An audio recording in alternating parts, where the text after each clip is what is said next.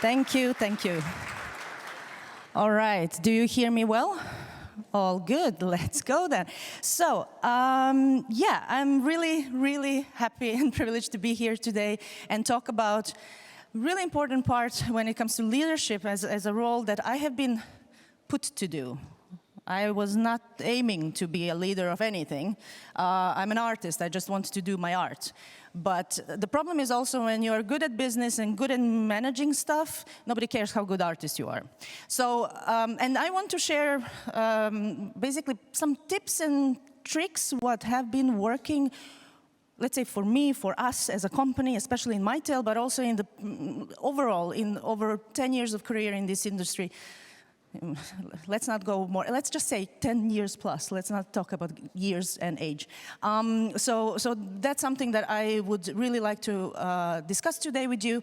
And as a disclaimer, everything that I discuss here is just our story, my story, not something that might not work for others and so on. So that means that take this as an inspiration maybe, or whatever, or some possible avenues in which you could have some processes and things that might work for you, but every team is different, every project is different, everything is like, and market is changing every millisecond. So again, everything that I say here might not be relevant to you.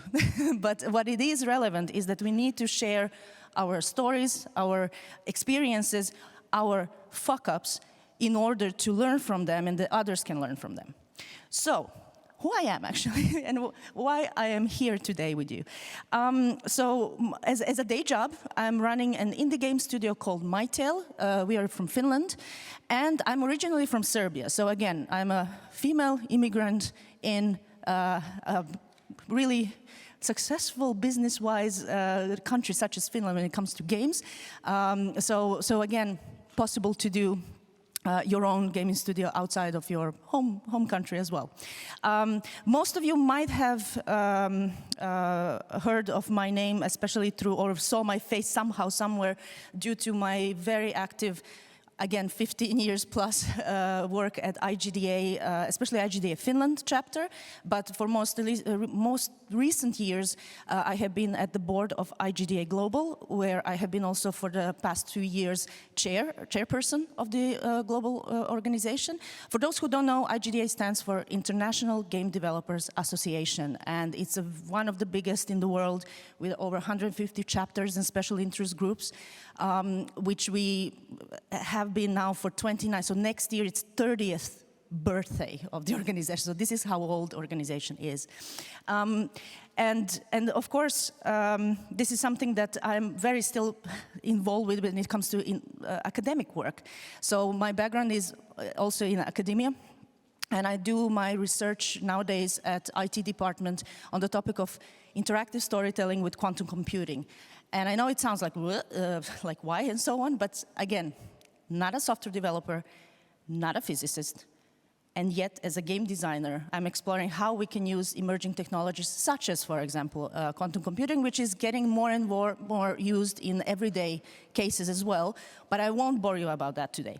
And I teach game design because, again, that's how it goes. Like, I teach game design and digital art and interactive experiences at University of Turku, which, again, it keeps going. so this is something that I'm very passionate about, to, again, share and empower the next generation of developers and leaders in creating even better industry for all of us in the future. Because let's be honest, certain ways of the past, or even some still in the present, do not really reflect where this industry should be going and how we should be handling our team and product and everything else. So instead of, dealing with the already not so good processes, possibly even toxic in some cases, which I'm sure you know what I mean, this is the way we can improve, through education, through continuing working with the younger generations to not have even as an option, kind of like that this is how we can improve industry overall. So, what we do at MiTale. We focus primarily on the interactive experiences, regardless of the platform. So we do both B2B and B2C. So we have our own products. Some of those, I have examples that I will be showing, where and what and how we have been developing. But one thing that it's really important for us is that we are completely independent studio, which means that we are self-published, self-financed studio with 25 employees who started the company from zero, from air. Yes, sure, we have been in the industry, like all our co-founders and so on. So we started as 4 co-founders, and now there's 25 of us. And building a profitable indie studio with mission where we basically started with first company culture deck before any kind of other investment deck. And the reason why I want to share our story is to show that you can also do all of this, and because we basically did everything opposite of what advisors and gurus and so on are telling you in these accelerators, because we have been in the industry, we know how actually things work, and pretty much decided to do it slightly differently, which again works for us, does not mean it may work for you, but it's really important in my opinion is that you find what works for you, for your team, from the country where you are at, meaning so many different moving elements are there when it comes to developing your own studio. And now, as we have been for past 7 years developing our business and so forth, we definitely, and we are not against investment. We are not against publishing. So with a partner, far from. We are actually here also looking for publishing partners. We are planning the scale-up investment. But the reason why we didn't want to do any pre-seed, seed, or anything like that before is that we wanted also to show that can we actually build a business? Because that's really what matters. I have noticed also that quite many startups, like if you start a startup, or even if you are already from the industry, meaning that you are whatever giant coming, meaning from whichever giant company you come, and you have immediately kind of investment there from whoever, again, bigger investors, not many of these companies succeed. So what happens with all these millions that are invested in these startups, and within a year you don't see anything out of them? And these are all experts, veterans of the industry. So what I wanted to do with my team, well, we can always raise money, right? I mean, there's so much money out there, obviously, as they're being given to all of these others. So why not do it and basically really focus on developing sustainable business? Because imagine if we have profitable, like that we create, like we find the pattern that works for us to create a profitable company, imagine what we can do with someone else's millions. That was basically the point. And when I was telling this to my fellow game dev industry friends from Helsinki, we are not from Helsinki, by the way, we're in Turku, so that's one of the bigger cities in Finland, but not capital. But anyway, when we were talking, like, most of them were laughing like, oh, we won't last 6 months with that sort of flat hierarchy and so on, and everything else that we have had in our team as a start. I was like, well, even if we don't last, at least we tried, right? Like, we tried and we see, but our processes, again, work for us. So one of the really big things for everyone, including our team members who are even joining the team, is that I insist that everyone is paid equally. I, as a CEO, have the same salary as everyone else. We have bonus system and all other kind of like different things that we can give to different employees with different kind of like projects and whatever is happening, well, meaning whatever we have from both B2C and B2B side.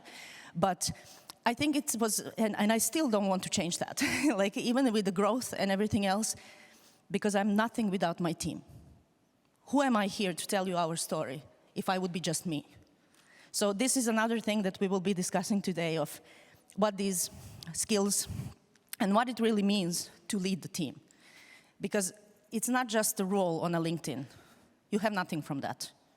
You need to actually be there in the trenches with your team, all the way. Because in all the goods and bads, you're in it together. And no blaming around. It's instead of if something happens, and there will be challenges. Every single day there will be issues. So when you go there together, first of all, it's way easier to handle stress together. Secondly, you don't, there is no blame, and there shouldn't be blame. It's like, how do we fix this? How do we do it then together?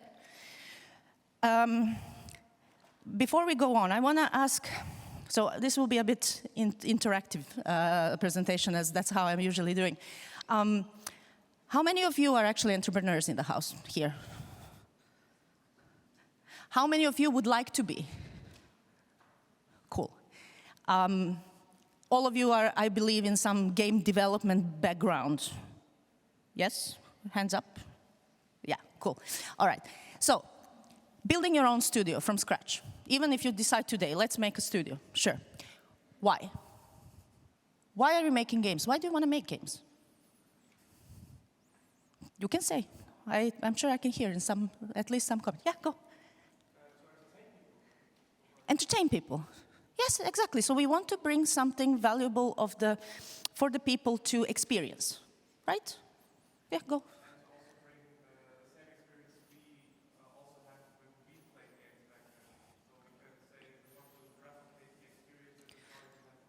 Exactly. So you want to replicate the experiences and enjoyment that the games bring also to you as a player, because most of you, I would also assume, are gamers, so or in whichever, whatever you like to play. But the point is, you understand the player as well aspect, which is exactly something that is really important.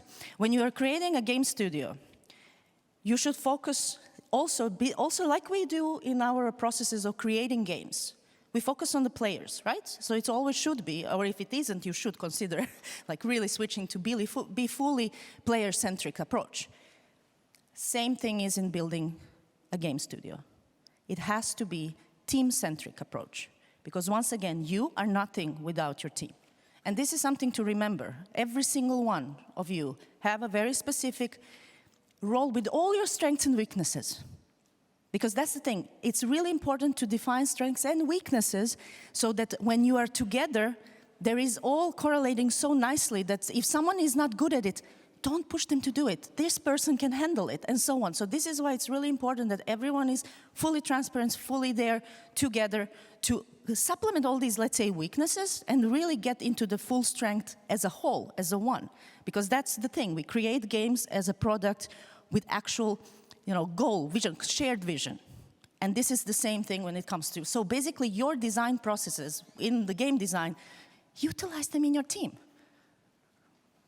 Gamify your teamwork if you need to.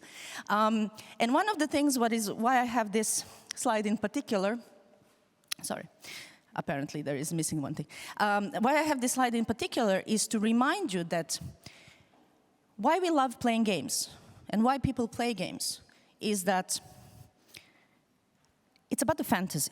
It's about the fun aspect of it, meaning something that is not happening in this world, but it's in other world, out there, whatever it is, whatever fantasy we are talking about. It can be, I don't know, farming simulation. Again, it doesn't matter what it is, it's still a fantasy. And as such, the fantasy happens in the player's head, even that we give them all the impulses there, audiovisual impulses there, but still, the experiences are different for each player, depending what they like, how do they do stuff in the game, and so on. And that's the power of our medium, because unlike other medium of expression, movies, even theater, music, and so on, they're more like a monologue between the creator and a user, right? You have a medium, and then there are people receiving it, and they have reaction to it. But in games, through interactivity, and especially with the design processes that we have in which we get them more and more, especially nowadays, which games are services, they're not even just like a product that you sell. So basically, it's all about continuing that experience, that fantasy that happens in the player's head. And that's where we get them really being part of our whole journey, also as a team. Because as an indie studio, again, you create games that you want to be proud of, not just something that publisher or whoever tells you to do. You make games that you should be really enjoying making, and this is something that it's important to understand. So this dialogue between the player and the designer, for the sake of simplicity of discussion, is that is where the power comes. That's where the emotional engagement comes on both sides. When you see how players behave, and how basically what you can do with it for overall, leveling up your game for their whole experience. So our job is to, so players' fantasy happens in their minds. Like this is why they play. And our job is to give them building blocks of building that fantasy for themselves. No matter what game we are talking about, from even idle mobile to, you know, full MMOs, strategies, and whatever else you want to. It doesn't matter, platform or genre. And this is exactly what you can also do with your team. Knowing exactly what your team members and so on, what they enjoy, how they do it, and so forth, you can then plan who would be the best person to handle certain things. Because let's be honest, in the indie studio, especially if you start from 4, like we did, everyone in our team would have multiple hats. And not everyone wants to do all of them.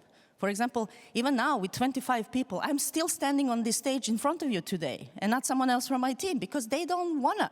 They don't like it. They don't want to be. I don't like it either, to be in front of a full room, but someone has to do it, and I'm happy to do it. I'm happy to share our story with you. But that's the thing, like listening and understanding every one of you, just like you would do when it comes to the creating players' experiences, is something really important. And how to do it, where to kind of like, what kind of things and tools and stuff you can actually use. Well, we all know as a leader, you have way too many things on your plate, let's be honest. Like you have to handle not just operation of the company, but also, especially in the small company, you also have to do actual game development. Yes, I still do art. All of this, my art. I had to do this, along with everything else that I do. Negotiations, things, you know, like business development, and just simply running the, you know, keeping ship afloat. But also when it comes to team members, who, what, where, who is lacking possibly some experience or skills. Do they want to? Do they want to learn something new? This is also really important. So the listening of who, where, and what, and especially if someone has any kind of accessibility needs, either due to chronic illnesses, which quite many of us do, due to different kind of sensitivity, when you think about neurodiversity, when you think about anything that comes to it.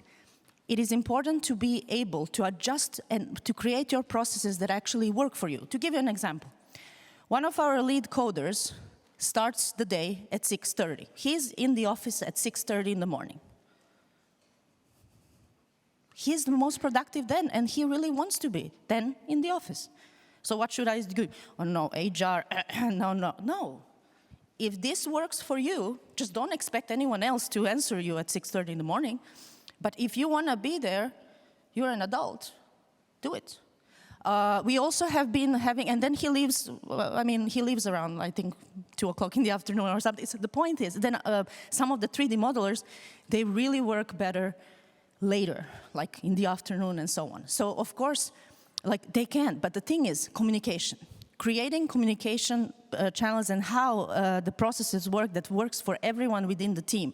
Because in our team, we have smaller teams working on a different projects, depending is it client work, our own IP, shifting in between. Because for example, how we do all of this? Client work. There will always be time, let's say that there is a week minimum, if not 2 weeks, of some waiting some answers and feedback from them because they're, you know, checking for it. So what, my team is supposed to sit and kind of wait for it? No, we are gonna use that time, they can shift around. And another thing that people really, but again, this is time management and project management just to see who and where is needed. And also if someone wants to shift the project into something else because they got bored, no problem, let's shift around and see who else, let's say if coder wants to switch to with another coder from another project, totally doable. Because again, communication, how you do it, when you do it, and then is it possible? And all of that. Again, not all the wishes always can come true, but we can work on it to make it as good as possible for every single team member. Yes, it takes work, but guess what? It's worth it. Because at the end, we have no need for any crunching. We don't need any kind of, we wouldn't do it, but still, there is no need for any overwork. There is no need for, plus all of us are very old farts with families and children and whatnot. We don't have time. We have to, like, we have family stuff. We have other things. In Finland, we also have holidays. So this is another thing, like, no, 1 month, full July, was full of holidays. Everyone was on the holiday. I wasn't, but that was my choice. My team was out. Office was basically closed. And that's the, like, yeah. So you have to make it work, that it works for everyone, especially with their families, their schedules, and so on, because it's not just you. And you don't want them to be stressed over work if their partner or child and someone is, like wants their mommy or daddy or whoever, guardian to be with them. They have right for that, so that's the thing. You can balance it.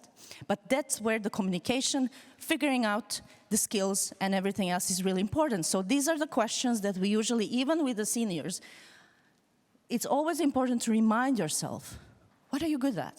What do you want to get better at? What do you want to try? Do you want to switch? Do you want to do other things? Game jams have been also a really important part of our internal also brainstorming, but also getting out of the comfort zone. So basically, if you're a coder and you want to jam something and maybe try some audio stuff, yes, do something else. Don't do something that you do every day. Kind of like refresh your mind with something more, like a different kind of creativity part. And again, for every single team member, it's also really important to discuss what kind of, not just as a company, like where are our goals and, reaching some, milestones, sure, but let's be honest. Market can crash, which happened. See how many layoffs there are. Lots of things. So in all of this mess of layoffs and so on, we employed 3 more people this summer. So something is going right, I guess. So just saying, like you have to see what works for you. And when it comes to these questions also here, or kind of how to, so you don't do, none of this happens overnight. None of it. And don't expect it to happen. So you just have to think what works for you and discuss it together with your team, what you want to do and where you want to be at. And each one of them, for example, if they want to improve their skill set, make a skill tree. We're game devs. You make this, you design this every day. How you scale up, how you upgrade, how you level up. So utilize it. Why not? So you want to make it kind of like what you want to be, make these goals. Make them. Make the goals. Visualize them. Power up. Level up. Upgrade. Same stuff we do for a living. Implement, like, basically, walk the walk. Don't just talk the talk. Walk it. Do it, because you can. Like, we have all these incredible tools as game developers that we can utilize in building your team into the best team that you can have. And this is one of the tools that can help a lot in getting up. And of course, it also helps a lot with self-awareness, because we really love working with not so experienced developers. So in our, because for example, newer recruitment, have been more kind of like junior sides, or at least some would consider them juniors. I love that, because they're more open to, the mindset is correct. Because again, one thing that I have in my previous work, and generally in the industry seen a lot, is that seniors come with the really bad habits that they collected on the way. And I have no time to fix those stuff. I'm not a mama to them. I don't have time for that. So instead, like, unless they want to, like this sort of like, so to come, because not this flat hierarchy is not for everyone. We know how competitive this industry can be, and some people want their statuses and stuff to level up also on LinkedIn. Then we are not a good company for you, because that's not how we function. I don't care what's your title. Like, I don't care what's my title.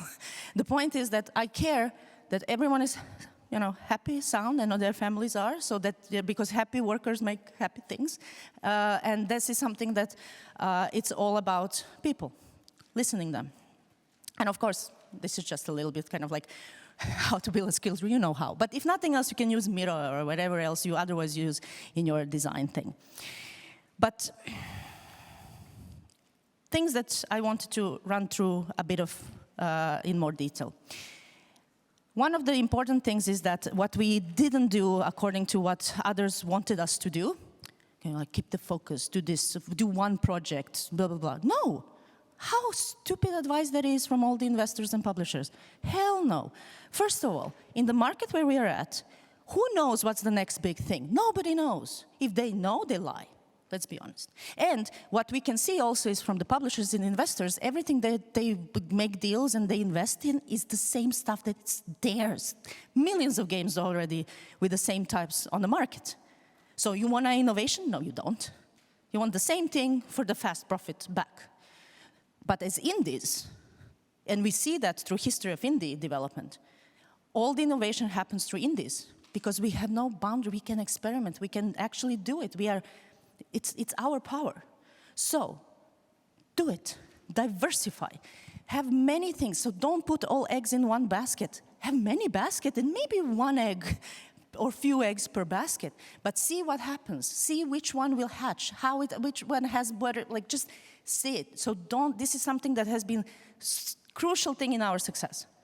That you don't have one game working 4 years on it and then it's a flop. No. Have multiple things. And also, working with the B2B side alongside, it's so nice because you don't do one thing 4 years. You have all these different things constantly change that inspires also people to try different things, learn different stuff, and try different tools and so on. Also, developing soft skills because you have to communicate with the client, you have to communicate with the partner. Is it also a publisher for co-development or whatever? So all of these incredible things you can do together as a team. Because one thing that I want to very much highlight, for those who don't know this, nothing will get easier. 10 years from now in the industry, 20 years from now in the industry, same shit, trust me. The only difference is that you will see some things, you can kind of have, dodge some hits, but you'll get hit in the face very much. And especially this is very much resembling to, I think this resonates to too many of us in this room. But it's also for art and everything else. Like something works and then suddenly it doesn't. There's more things that don't have to work, and then you have to adjust everything. So, to give you something that I usually say to my students, how I see growth of you and experience. So what is the beauty of being experienced?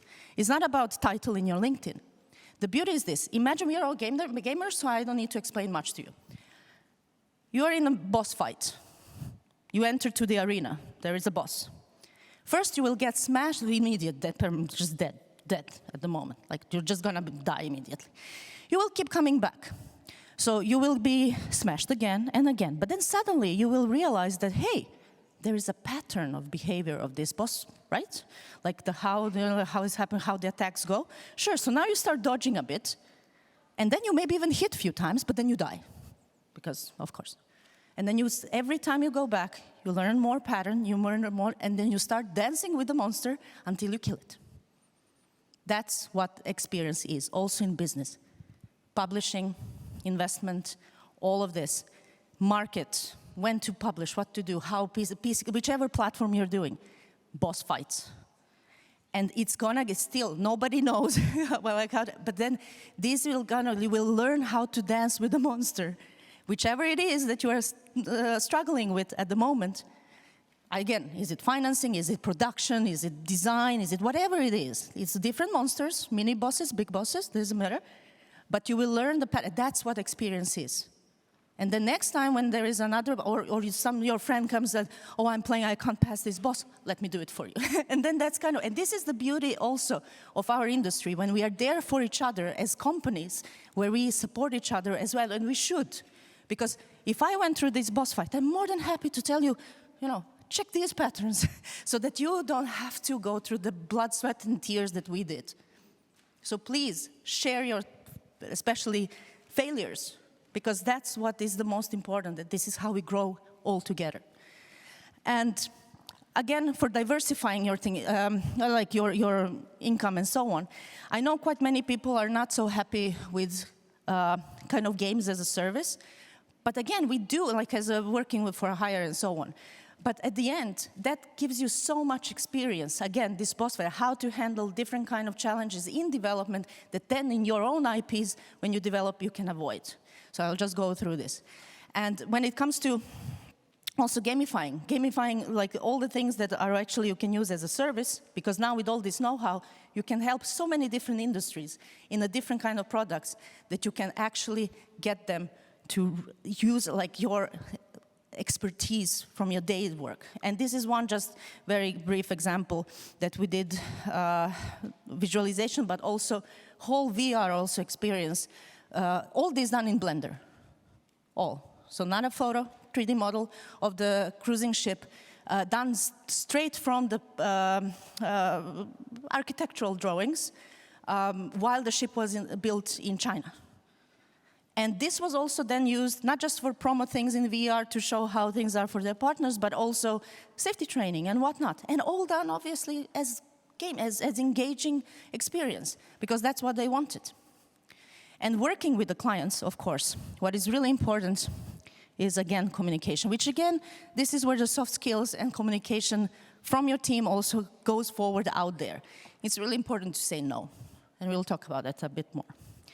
Because there is this. And when it comes to this, usually people will go like, oh, you have this much. No, we are not like, we are not going to do anything like for this project. Why not? If someone comes to you and says, I have a budget of 5K, 5,000 euros to be precise. You are professional, you should tell them, what does that mean? What can be done with that? So not saying like, no, out, like door is there. No, don't do that. Because they don't know. So tell them what is possible, and even that what you can do for this budget, whatever it is, in a way that it can be scalable, and educate them, and do that. And this is another thing that we as developers have to do, because they don't know. Same like we don't know about their specialties, and they come to us. So be human, fellow human, because people want to work with other people. And so that's kind of like communicating, and also kind of what they come to you as an expert, tell them. And don't be this sort of like nose up thing, because there is no point to that. So tell them what is actually doable and how. And one thing that really people keep forgetting, especially I have noticed this a lot working with other indies and so on, especially when they discuss stuff with the publishers and so forth. You have no idea how much power you have with the IP. You have no bloody idea what you can do. And I want you to remember that. Do not sell your IP to a publisher or anyone unless there are enough zeros. There's always enough, like the point, there's price for everything, let's be fair. But don't just give it away. Oh, just because it's a publishing deal, we need to sign it. Oh, no, because they know what they can do with it. You want an IP? Add some zeros there. Totally fine. And for those who don't know intellectual property, I'll just run through it. This is not the topic of that I can talk about this. I have been working in IP and copyright for 15 plus years, so I can talk about this for days. But anyway, there's stuff that you can copyright and whatnot, and something that comes as your creation anyway. But trademarks are really important aspect that you should be aware that you can trademark your, let's say, game name, for example, the clay. As part of our IP that we are developing, there are 3 different games, as well as board game that we are having under this IP in this universe, but has nothing, like they are all separate things, like not the same characters and so on. So trademarks and how you can do different kind of also licensing and merch and whatnot with the other third-party part that you get extra, like it doesn't acquire anything from you. You give them stuff, they create all, and you just get the cut out of it. Licensing business is incredible. Like, look at Disney and others. Like, literally. That's why. Why do you think there are all these Mandalorians? Like, merch. New characters, new ships, Christmas is coming. So that's kind of like Lego needs more models. Come on. New series with new characters, come on, give it. Baby Yoda, yeah, do we know where Yodas come from? No, we don't, but we know Baby Yoda, so that's kind of the thing. So the trademark, and again, how many of the now new age Star Wars fans are due to Baby Yoda? Which is great, We need more, always. But that's the beauty of IP and licensing, stuff you can do as you are planning to do it as your power. And check different kinds. So the trademark you can register in its different regions for different purposes, but with the trademark, you can do licensing. And again, I'm more than happy to discuss one-on-one if anyone wants to know more, especially in their products, how and what you can do. But for example, I will show soon more about it. So Willow Guard is a completely new PC RPG dungeon crawler. Basically, Mouse Guard meets Witcher. That's basically what it is.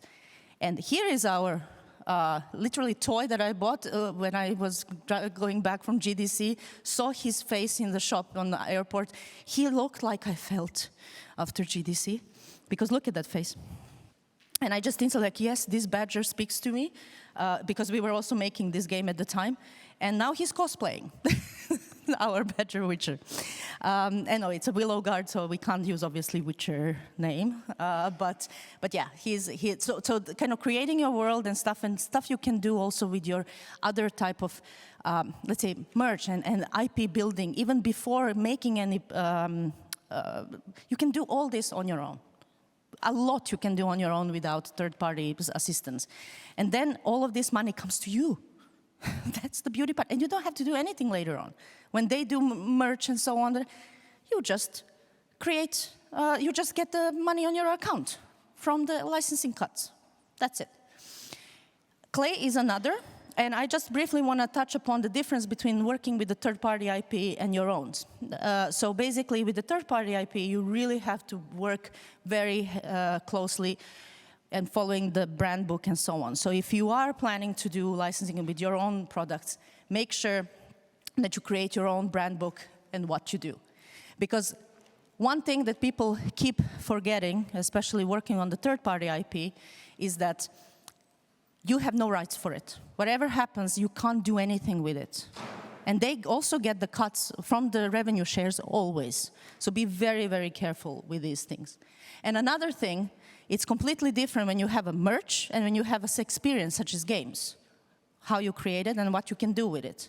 So once again, be very, very careful when working with a third-party IP, and focus always on design first, because it doesn't matter how big IP you have, it's not going to sell your game. If your game sucks, no IP will fix it.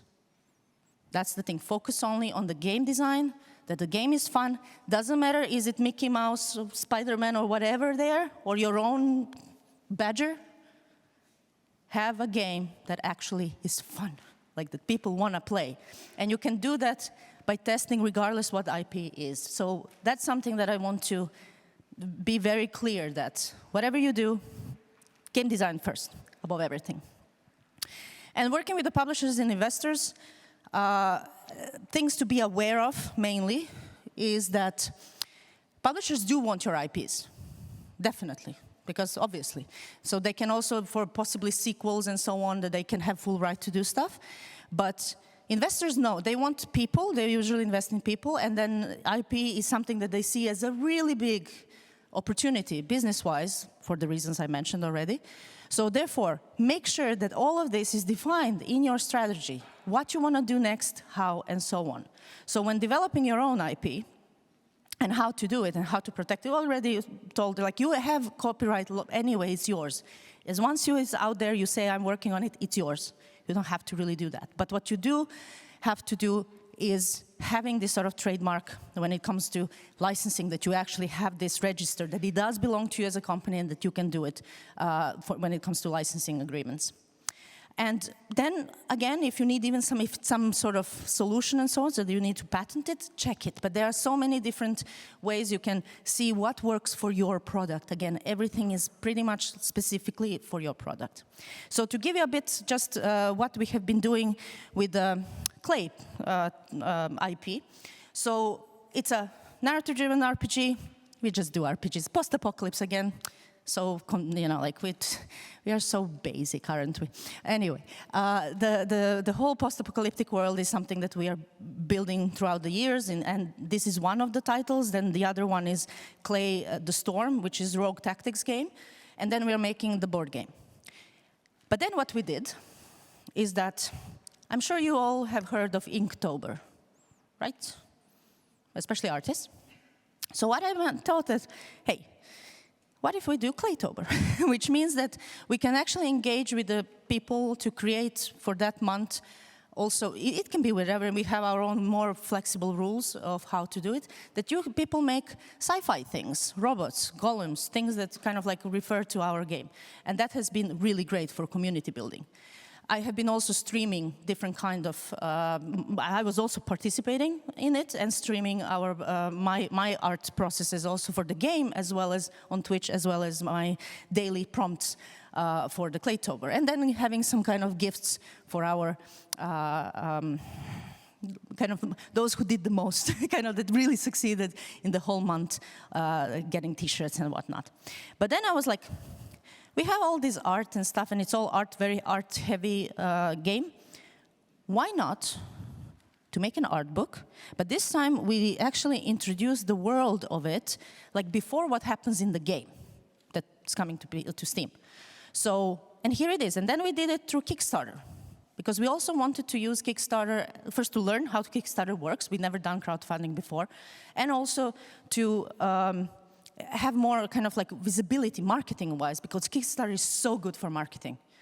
And for that, of course, finding the right partner is really important. So we were privileged to work with a really great marketing company who is focusing on indie marketing, and Kickstarter in particular. So and I'm more than happy to tell you also later who that is and make introductions. But this is something that you can do, because guess what? It's yours, meaning IP. I can do whatever I want with this. I can make, I don't know, we can even have underwear set with Clay logo on it. Why not? Our IP, I can do whatever we want. We shouldn't, maybe. But you know what I mean? Like, and that's the, again, thing that you can do. You can create different, because it does make difference when you have something physical in this digital world and experiences for the personal, emotional engagement with your players and community. And one more thing. I said, learn to say no. This is so hard, especially in the beginning. It is so hard to say no to things. And even in your own team, like to understand, like when you kill your babies, when to say no. Also no for, you know, what deal does not make sense, or what client to say no to, and so on.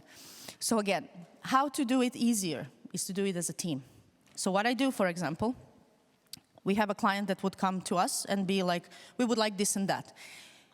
I mean, I usually, after all these years of pain in the different kind of like different scar tissues, I can already smell some issues with certain kind of potential clients. But what I insist is that a bunch of our developers would be in the meeting, just to, like those who might be working, let's say coder and artist, like who would be working with them, potentially, be there to listen to them. And the point is that if even one of my team members who would be leading as also communication person for that project, for any reason says, I have a bad feeling about this, say no more. Because I don't want my team to suffer. And so there's so much work out there. You are not, there's so much. You don't have to say yes to everything. But you need to protect your team as well of use and abuse from outside. Because people think that with money they can get anything. No, not our souls. Thank you very much. So these are the things to really understand and do together with your team. And to summarize, learn to listen to yourself, listen to your team. When it comes to feedback, I would say, because you know your product best, also be more, when it comes to these things, be more, let's say, selectively hearing it. Because don't take every feedback about your game. Now, this person said this, we need to change it. No. You know so stick to your design pillars when it comes to game design and all that. But overall, listening is the key to majority of communication and things we talked today. Concept art and prototyping fast is a must. Before you even have programmers starting to work on any prototyping, test design and everything else, and art is the cheapest. You can do it within the team because it's faster and so on. You can do that. You can solve so many design issues just like that. Remember that the player is creator of the fantasy, and our job is to provide these building blocks, and main thing is to test from day zero your game design, and as soon as you have anything playable, show it. Don't be afraid to show it to other devs around. There's so many even demo corners and stuff, even maybe in your local meetups and so on. Get feedback, listen to this, and then again, be kind of more selective that you don't take everything because you know what your vision for the product is, but test it. That's the only way you know. Another thing, remember, you have huge power with the IP, and besides that, diversify the income, because you don't know what's going to happen. Even if you work with a publisher, they can pull the plug any moment. So many companies in Finland were so secured with the deals, and then suddenly next day, closed. So diversify. Don't depend on anyone, because we don't know what's going to happen. Also diversify the presence. So like I showed with Kickstarter and Claytober and so on, you can do whatever you want with your product. Make sure that you are present in different ways, that you can communicate with the wider audience in different ways, that you can get the most impact out of it for those people who are actually your audience, not just paid ads that you get lots of spam and stuff that nobody cares. No, engage with the actual people who then become your ambassadors of your product and cherish them. And that's where the power of the community comes. So that's how you build a community. Keep focus. So say no to things that makes no sense, but be open again to the things that might be potentially interesting. So have this sort of like learn when to say no and how to handle these. Believe in your team. Give them ownership. Make sure that you have also plan B, C, D. Some people say, oh, if you already plan B, that means A will not succeed. No, no. That's just stupid. You can't think that this would be the only way it would work. We don't know, so make sure that you are ready to pivot fast. And it's way easier to pivot faster if you already thought of, if this happens, if that happens, if that happens. So be ready for the worst. Oh, sorry. Get ready for the worst, but hope for the best. And that's the only way that you can actually get out there, no matter what hits you, especially as an indie. As an indie who, for us, everything we do, our financial stability, depends on us. Not third party, not investors and so on. So therefore, it's up to us. So we need to make sure that, if this happens, what happens then? Adopt processes, because people, again, we grow older, we got crankier, we got to different pains here and there. Make sure that everyone is safe and sound and comfortable in keep working together. If you need ever any kind of support, find a mentor. Find a person from the industry who has went through similar things or that got recommended that you did. So have mentorship. And also mentor forward. Become a mentor. Because again, this will help you so much to also even reflect to some of your ways. Because it's way easier when you talk out someone like what you have done than like this, for example, me telling you. I already kind of, you have to self-reflect of the processes and things. And when you come to networking, also, it's not just about being in the certain, make sure that your network is also diverse as possible. Because again, having more people that you can get diverse experiences from is so valuable. And our industry is all about global network. So utilize that. Find the right mentors and people to work with. And no matter how much you become successful, remain humble. Feet on the ground till the end. Because you don't know when stuff will hit you again in the face, just like in that. Like there will be a smack in the face sooner or later. Test everything as soon as you can, literally, and use existing. Don't reinvent the wheel. Use everything you do in the real, like your work, same like when we spoke of gamifying with your team, and also generally using tools out there with anything that is coming. Just don't reinvent. Just do the best you can with the things, and do not, please, especially this is for the coders in the room. There is no such a thing as perfect code. Let's face it. It needs to be functional. Nobody sees your code, I'm sorry. But they see, does it work as they play. So please, please, give me the build that I can play with people. So that's kind of the thing. Don't seek perfection. Same with art and so on. Don't seek, we can always polish, but we need to have something tangible.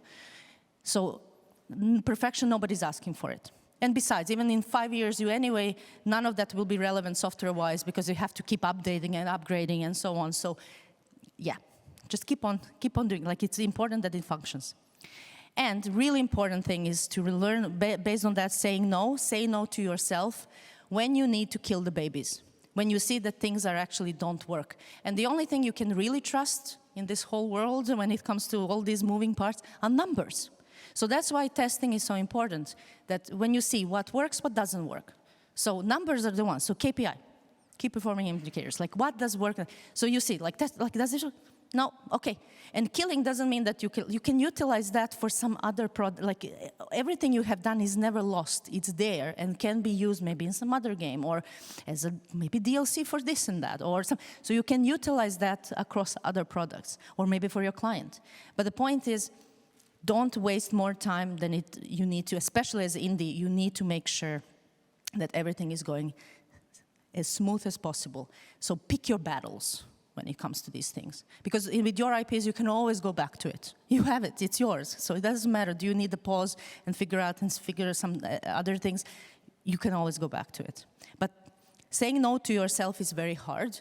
And that's, again, it's way easier with a team. When you kind of, okay, guys, let's really face it. How many you think this would actually fly? And if you have majority say, it's not, well, then let's shelf it for a bit and review it later.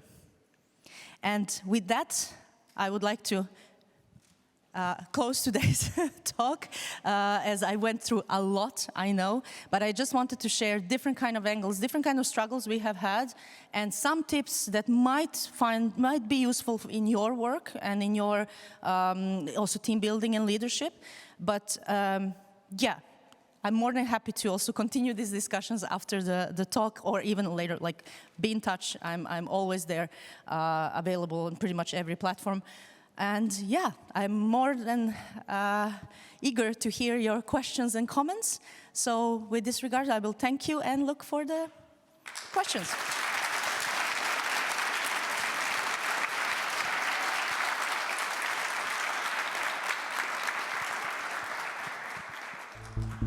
Okay, since this is the last talk in this on this stage for today, we can just do the Q&A right here. So if there are any questions, feel free to ask.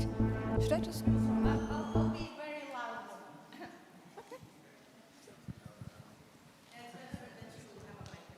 Okay, could you maybe share a failure story where you were following your intuition, let's say, and you found out, let's say, over years that actually this intuition is counterfactual or leading wrong, something that which you really learned?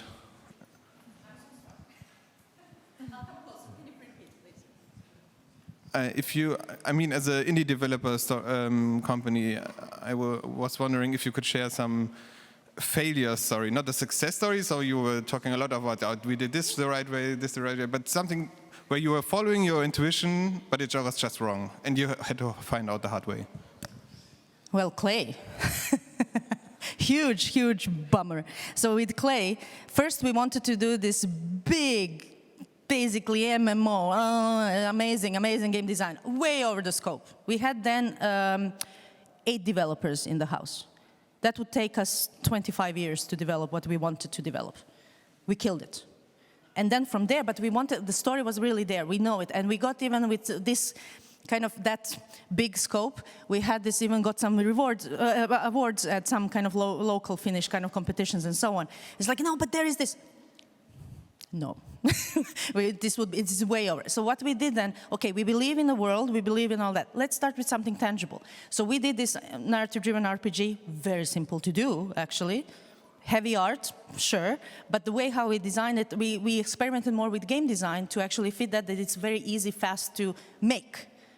And that was something that like, so here we go. And now we know how, so basically, potentially we still have this big project on the shelf. So if we start building the IP and have these different things, maybe we will get some 505 kind of like publisher to actually put it like, and to get us more devs, because I don't want to employ big, I don't want to have hundreds of people working, no, hell no. I want to work with other developers. So basically that we would have more companies to work with.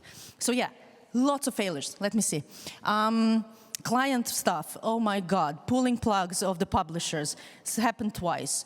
But the thing is, we went forward because we had all these other projects going on and other services, so we were having financial buffer. So secure your sources. There was one, yeah, sorry, I think you were next. Thank you, it was very insightful. What is the ratio of external versus internal projects that you fully funded, just as like an overall breakdown?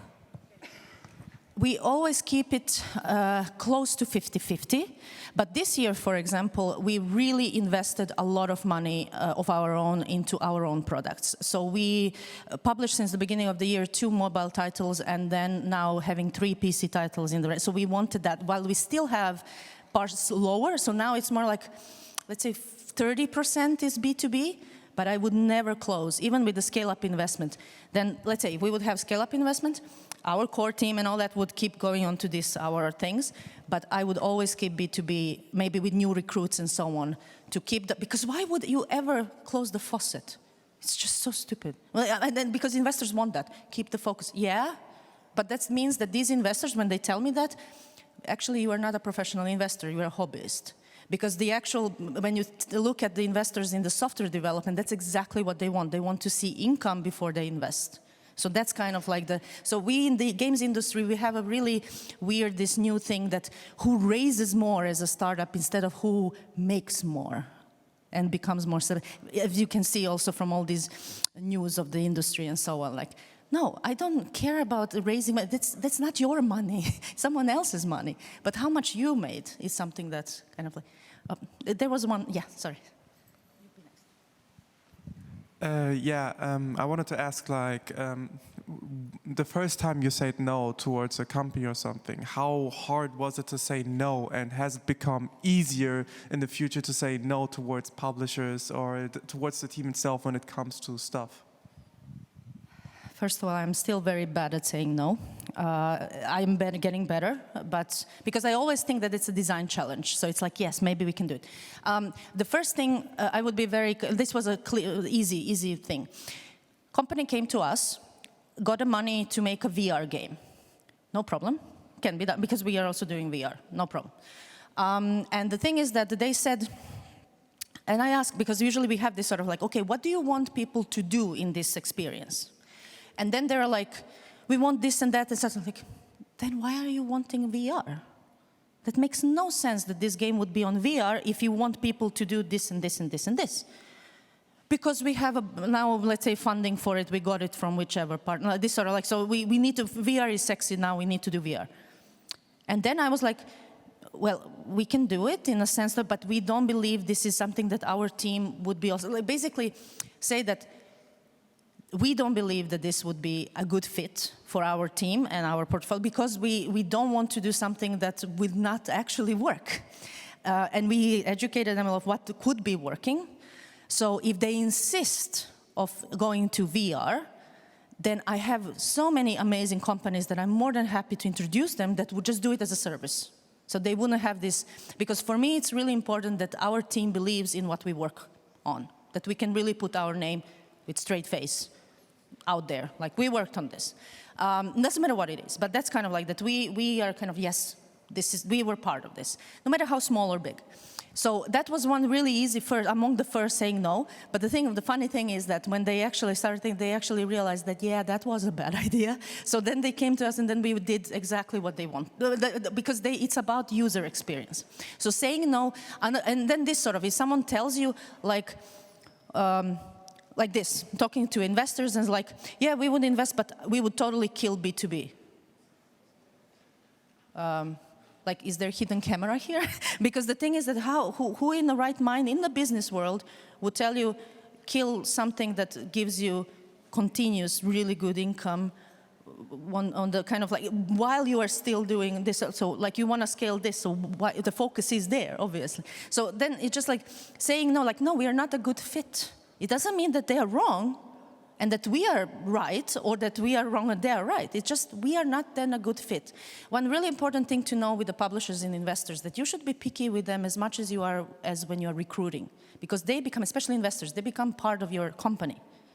Like that's a marriage material kind of thing. So be very careful, like it has to be a match, that you are having the same values. So if there is match in values, the rest can be handled. So that's kind of the saying no when you see that, okay, we are not really on the same page here. Then it's really easier to say no. And then, yeah, again, listen to yourself, listen to the gut feeling. All this experience comes, like gut feeling is experience also. So like you have been in this certain situation where you see like this really burned us last time. Let's say if some client was certain, just say no. Like, but in a way that it can be this sort of, there's so many ways you can do it. We are too busy now, let's see in the future, but if you want, we can introduce you to another devs that we know that, but again, you need to talk with them before you do that, and so on. So these are like, the point is that be honest to yourself, and then it's way easier to say no. Does that make sense? One question, you started, or pointing out that you started from zero. And how long did it take you to get your first income, and how did you survive until you had your money? Like, starting from zero is not that easy. 3 months' time. We had already about 30K on the account, which we then used to back up. There is the program, Business Finland program, which if you have 25K on the account to show, they will give you 50K. And that's kind of de minimis kind of grant for startups. Then from there, so we got extra 50K there. Then from there, we scaled up both B2B, B2C kind of thing. So the Business Finland money was used for our own products, while we continued expanding our B2B. So it took us like 3 months' time. If you have this sort of thing, because you start with, and we had no portfolio, even that we had, but we as a company had no portfolio. So you have to start immediately with, so basically B2B was the first thing we did due to our expertise in the house. And from there, really easily, after all that we had, so after paying salaries, because there was 4 of us. So first client project, then a few others kind of extra, buffered 30K to get this 50K and so on. So this is kind of like how you do, just basically how you would do on a otherwise development of other business, like software business. That's how they do it. So softwares don't usually have seed investment before they do it later. So that's how we didn't reinvent the wheel. We just didn't use game industry hypes of investments. We did old school software development steps, which honest to God work, buffer, invested into that. And now we invest, like in Willow this year, we invested our own 100K on this to make alpha. And by the way, you're more than welcome to come. If you're coming to Gamescom, we will have a booth at Nordic booth. Come and play the game. We would love to hear your feedback. Any other questions or comments? Yes. So first, thanks for the insight.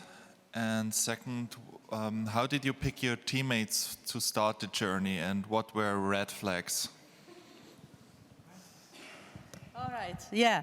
First of all, the teammates. We were all co-sufferers of different companies and projects in the past. And when you go through the war or through heaven and hell together, that you know that you can go through together. So basically, when I said I'm going indie, I contacted a few other people that I worked with before, and I know that they were unhappy where they were working. I was like, shall we do this? Like, hell yeah. And that was it. And they knew that basically in the beginning we just had, and then it would be this, so, and that would be first this sort of B2B and all, no problem. And minimal salaries at the time. Like, again, minimal, but everyone was paid from day one. Like, that was not a thing. We already had that established.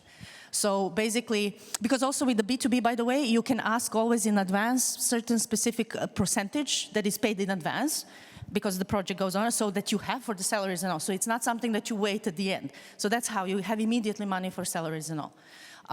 So yeah, these were all my co-sufferers from the industry that we worked together. We had, so these were 4 people in the beginning that we started. And then recruitment happened. I have a very good experience with open applications.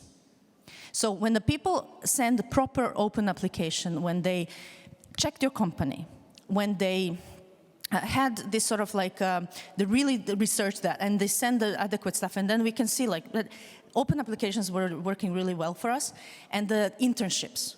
So we have quite many internship programs in Finland where interns would just apply. So, and these are last year students and so on. So basically, or just unemployment office has the system also that they would send you, let's say, trainees or interns, like if you are interested, that state pays their salary for a few months or whatever, just to see how it works.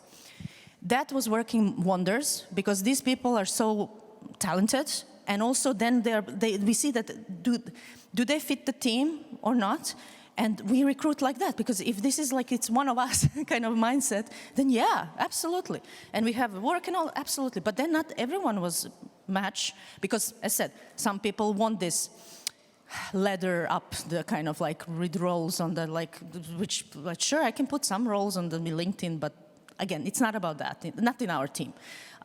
So that's how we do recruitment. So it was really good in internship programs, or this sort of unemployment programs, at least, again, Finland has these. That was really beneficial. And then open applications were way better, because problem with recruiters, what I had, and that's why I'm not using any recruiters anymore, they look at the CV and kind of like, instead of actual person, because anyone here can learn any skills, just skills, like who, like, you will get trained, you will anyway get, like, it's fine. But if you have this polluted ways of thinking and doing stuff, for the toxicity kind of then brewing inside the team. We don't have space for that. We're too small still to even, you can't afford that. So I need the right mindset in the team beyond the skills. Skills you will learn. So you will improve your 3D or coding or whatever, doesn't matter. We'll work with you, but that's kind of really important. There was one, I think here, yeah. And then you. Okay, my question is about how to strike a balance between generating visibility for your product and being afraid of copycats. No, what copycats? Okay. No. Okay, first of all, I can now, don't be afraid of showing your work ever. As a game developer, you should know that also game design and everything else is a living thing. And as you are testing, things are changing in your processes, in your game on an almost daily basis. So, if I give you, I can give you even source code now of our game. No problem, not even, trust me, in 2 weeks' time, if we meet together, our team would have completely different stuff going forward than you do. So different games. So the thing is, ideas don't matter, it matters what you do with that idea. So if I tell you, I have an idea for a game, what if I make a game with a chubby little dude running through the sewer, getting high on mushrooms to fight turtles to save the princess? What do you think? Is that a good idea? It's a shitty idea. But it's one of the biggest games ever made live ever. Because it doesn't matter what you do with that idea, what the idea is, but what you do with it. So that's why don't be afraid to ask fellow devs, to show it. Because sooner you show it, you put that copyright there, out there. We are working on this. So people know. Don't be afraid to show. And that's why also you are testing with others, like, does this idea work? Because if you're holding it in and don't want to show, what if it doesn't work? And then you put it out there, it doesn't do any, no players, nothing. And then all that work, you know. So don't be afraid. There was in the package.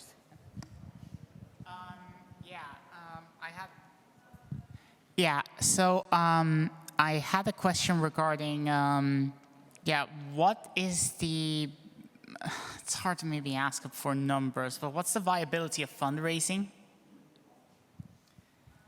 There are different sources of fundraising. So basically, depending where you're at, so there are certain, so countries usually have cultural funds or something that you can apply, which, by the way, the games nowadays are part of. So you can apply for cultural type of, let's say, grants, research grants, even R&D, so research development kind of grants. And you can even partner up with another company or even university that you can have bigger kind of partners to create some minimum viable product to test as such. Then there are these accelerators or different, again, different countries have different programs. And that's why you have to check locally what it is, which would help you a lot in kicking off your kind of like financial part. Otherwise, you can literally create this sort of like, or pitch to some company to do, for example, a demo of a specific thing that could be with their brand on it. So they kind of pay the MVP development while you still have rights on the game itself. So it will be kind of more marketing for, so you can have different kind of approaches with both private companies, public sector, and so on. And then, of course, publishers are one way, of course, to go. There's nothing, like, we are looking for publishers. So we work with publishers, so it's not that I'm against. Just the point is, don't just depend on anyone. That was the point of this talk. Same with investors. They want to invest in team. They don't care what really game you're making, because they want you to make more games, so they don't care. But they will look more into team and your way you handle your team. That's what they want to see. Can you really deliver it? And then they invest in you. And the best way to show it, instead of talking, is to show it through work. So that's where your portfolio would be kind of all this stuff you have done. These are working for you to gain the investors. I have been raising $3+ million in previous company without even that company having traction. So just saying, like, it's possible. It's just like, what do you need? And you really need to understand, like, you need to, with the team, figure out what money you need, really, and for what purposes. Because then that's where we decided why we didn't also go immediately with investors. Like, do we really need them now? And then we realized, not really.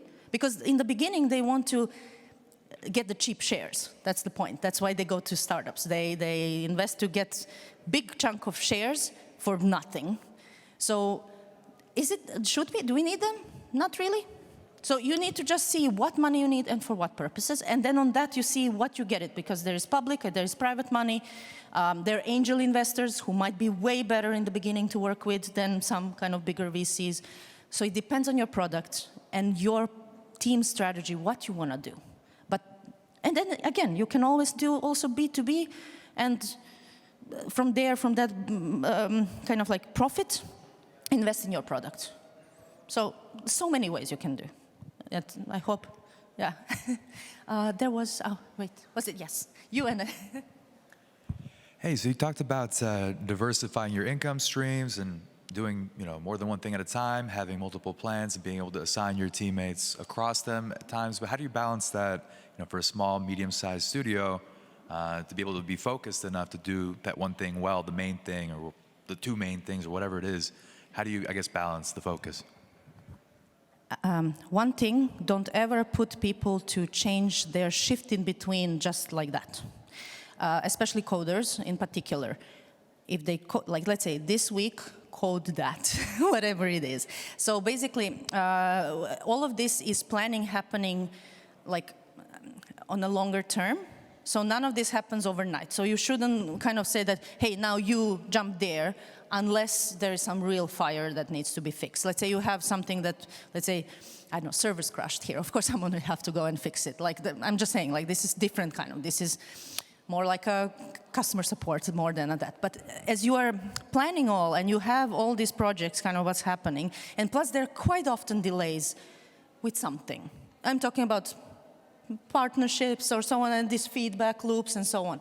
So use that time that you see what people would like to maybe do else. So instead of jumping to another project, maybe they want to explore new, I don't know, 3D animating methods and so on. So let them then learn new skills. Get them to like this, or get better at specific, like explore different tools and stuff. So it's utilize that time that they can improve themselves, not just like projects like so.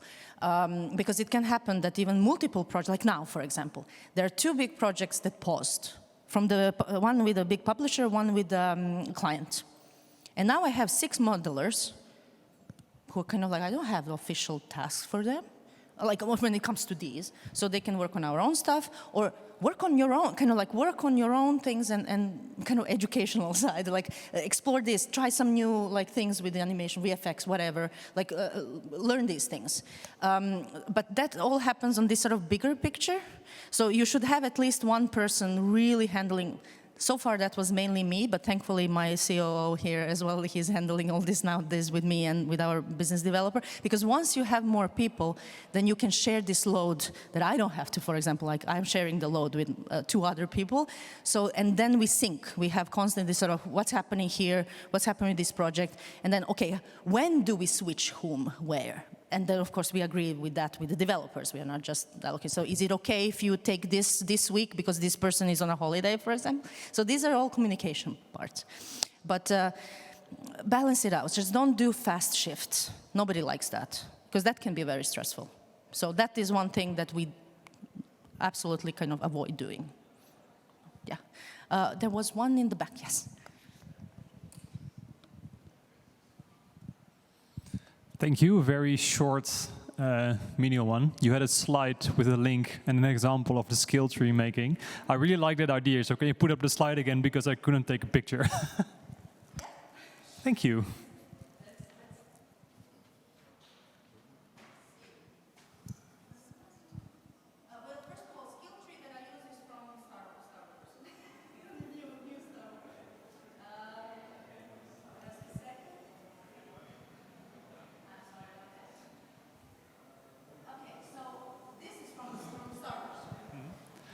Yeah, it was the one with the link. The link is Milanote and Miro. So milanote.com and miro.com.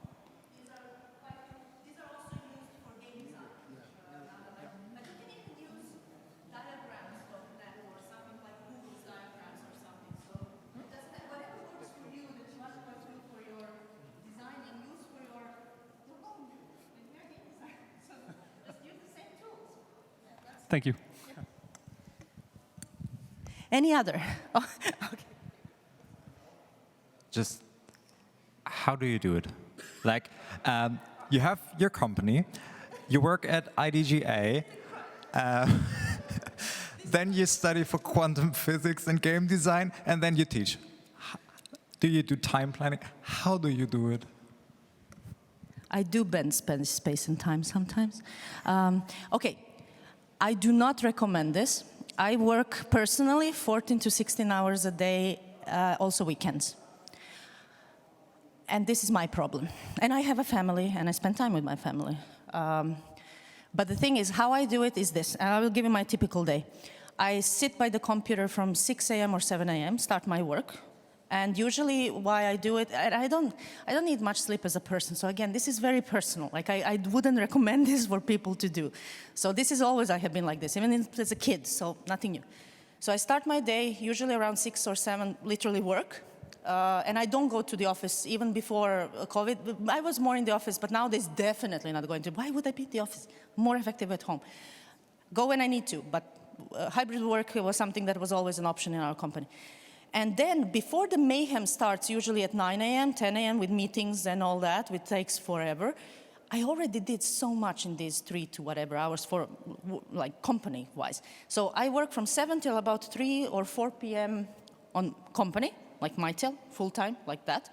I teach, I managed to teach with, managed to arrange with university that I teach, and again, it's, let's say it's not all the time. So courses take their own terms. So it's, let's say, 2 months or 3 months, like depending when they are put. And it's once a week or twice a week, or can be 3 times, but a few times a week. But I arranged with them that I can teach from 4 p.m. So after work, I teach, and it can be even up to 4 hours teaching. What to do? There's sometimes that. But usually it's about 2 hours. So then maybe I eat, I don't know. But then after that, I go to do the, let's say, read, research, and then usually in the weekends I do more, and in the evenings, because work with IGDA and nonprofits like that, like they're mainly in US, and that's in Finland evening. So then I have these calls with community stuff, and then also I, like mostly articles and research and all that, I usually do in the weekends, where I'm really kind of like, okay, and now, so everything that I have read and stuff during the week, in this, even before sleep and so on, because that's the only way I can actually fall asleep, is that I do that then writing and stuff in the weekend. So it's time management. No, I unfortunately don't have double time or anything, but it's just like what works for you. And sometimes you take that extra mile if someone really needs something, because I really want to help fellow devs. So then I mentor extra, do this and that, help each other, because I know when later I need something, I will also get that support when I need it. But when there is a will, there is a way. And you ask for help. That's also part of, like, for example, I don't think I would be able to do this without my husband, who then, like, if I need to run now and fix fires there, he will keep our household intact. And so this is kind of like, yeah, and plus he works also with us, like, as a game designer. Thankfully, he agreed to work with us. So just saying, so this is also, he's very much then involved, so we can share the load. And that is the way. But otherwise, lots of chocolate, and cappuccino with extra cream, because that keeps you going. There was yes. Thank you for everything. You mentioned the idea of a single salary in the company, and in general, I juggle this idea for quite some time, and I do believe that the corporate should change how it works. So did you keep this idea, and how does it match with hiring a junior developer, engineers? Absolutely. So basically it goes like this. With the junior developers, how we also do, because usually they are still figuring out the working ways, meaning that it quite often happens that they also want to possibly do even some extra studies or something like that. I'm talking about, but either way, we can have then like hourly based contract, so they can then do, so that if they work full time, they have the same salary as us. I am like, because again, why not? But they usually don't, because they're figuring out the ways how they are working. And until they figure that out, we basically pay what they work, and they agree on that. So again, everything is a part of the agreement. But if one so if we agree that we have a raise, then everyone gets the raise. So the point is, my hour is not more valuable than your hour as a company culture. Because again, what am I without them? Like another way around, like, they also need me to come and talk instead of them here. so we are in this together. One thing so basically, even as we were growing, this is quite similar to what Supercell did. So we also have seen that this works. So the way how we work is also that smaller teams are working on different specific things. So it's much easier to have to control or sort of manage 3-4 people than 25 at once. So when you are having this sort of few people working on specific projects, they're much more fast to make decisions, and so they have ownership of that. And we all know who works on what. So basically, if I would be having 150 people, still the same structure would stay.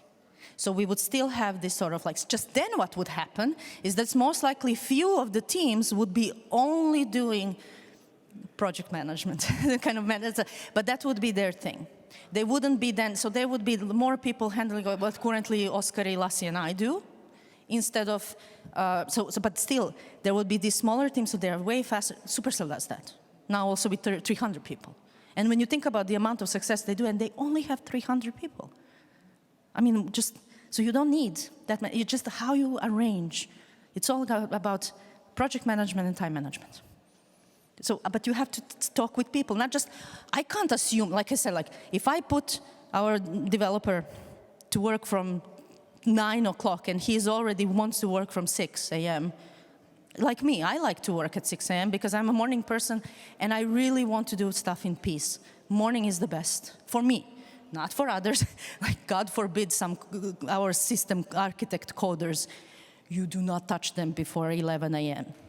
Ooh, no. Crazy, like a grumpy bear comes. No. So basically, you have to know, and this is part of communication and teamwork and culture, and this is how we have set it, and for us it works.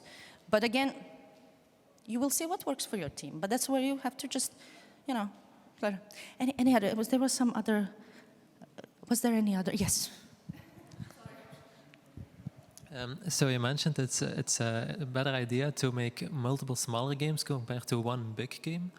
Kind of, like, would you say it's this also applies if you want to make PC games, and the gameplay time for such a smaller game would be below the 2-hour mark, which would allow players to refund it basically.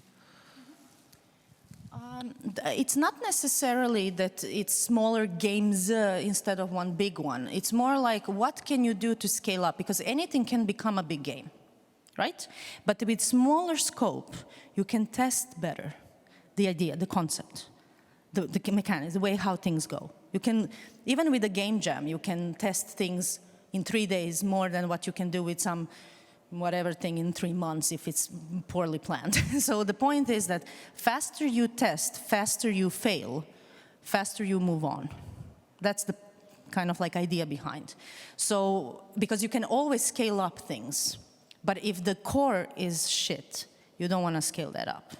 And this is where it's really important to be very objective, if you can, about your projects, because it's hard. It's hard to say this sucks. But what it's not hard is when you see the numbers. It's like, nah. So let's see either or to combine with this. And so then you see what you can do. But numbers and data really doesn't lie. Like that's one thing that you can really trust. So with your own products, I would really recommend. So now we did one mobile, our mobile game that we decided to put out. And we saw that KPI, like it was okay, and then suddenly there was some issue. And we started like, what is the issue? And we found that the issue is actually in the tutorial. So now we have worked on that, and now we are actually just now pressed the button. I got the information this morning that button is pressed, so now we will check how this changes. Was that the issue? Because we've seen the behavior. So this is where analytics and stuff, and in Steam, by the way, incredible analytics stuff you can see in Steam, and plus with the other analytics tools that you can connect with it. So don't trust the numbers. They are your best friends, really. And so no matter how small or big, but you don't have to have multiple small ones. It can just be that try to have multiple projects that you can always have income and not just burn rate. Because you don't want to end up that you're bleeding as a company. So stop the bleeding, patch it up, start healing while you still move on. Like that's kind of the logic there. Just don't get to bleed as a company, like the resources. Yeah, maybe, hopefully, this helps. Do we have any other? Like, I'm more than happy to, of course, please feel free to get in touch, connect. I'm more than happy to continue these discussions afterwards. It was a pleasure to also continue these discussions now after the talk. And you can do this again. It's not it, but you can definitely do it. So thank you.